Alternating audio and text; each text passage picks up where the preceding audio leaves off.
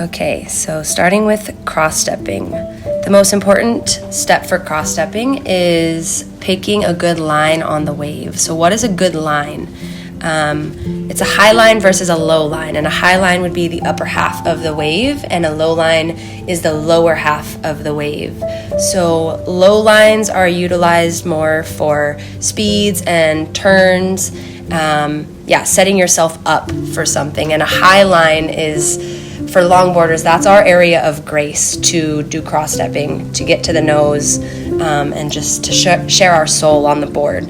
So picking a good line is going to the upper half of the wave, setting yourself up, finding the balance, the stability in that section of the wave. The second step is staying balanced and centered on the board. So most boards have a stringer down the middle of the board.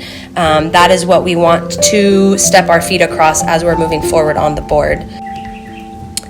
So when we are talking about being balanced and centered on our board, yes, we want to have our cross step follow the stringer, that line that runs down the middle of the board, like I mentioned.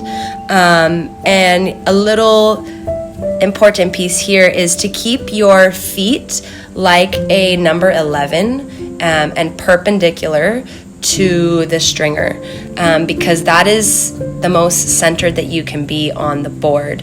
And by keeping your feet like a number 11 and moving them forward on the stringer of the board, you're able to really just follow a line of balance. So it tends to be easy to complete.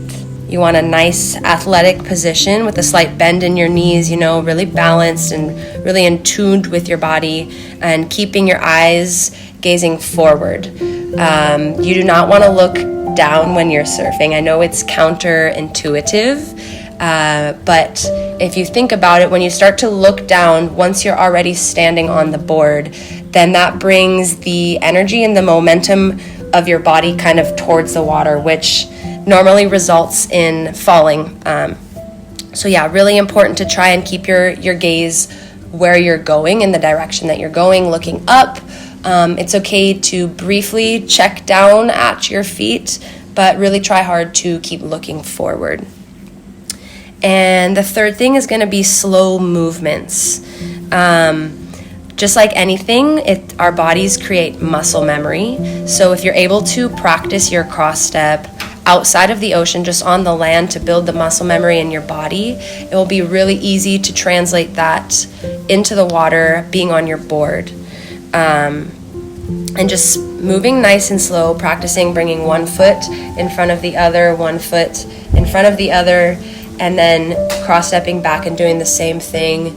There's no need to try and get all the way up to the front of your board on the nose at the start. Just do a couple of steps forward and then a couple of steps back, and get really comfortable doing that so that you can then go all the way to the nose of the board.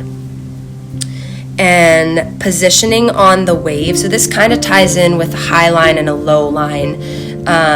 But when you're cross-stepping and eventually getting to the nose, we need to have pressure on the back of the board to create stability so that we are able to move forward and we can have extra body weight or extra weight on the front of the board. So the whitewash, where the wave is breaking, that's where the most energy comes from.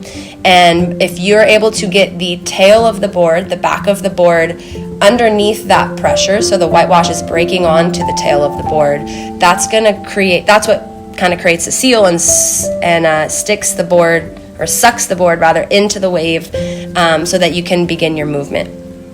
So picking a good line, coming to the high line, and then making sure that the whitewash, that you have some sort of pressure on the back of your board, so that as you start to move forward, it's not going to cause any imbalance.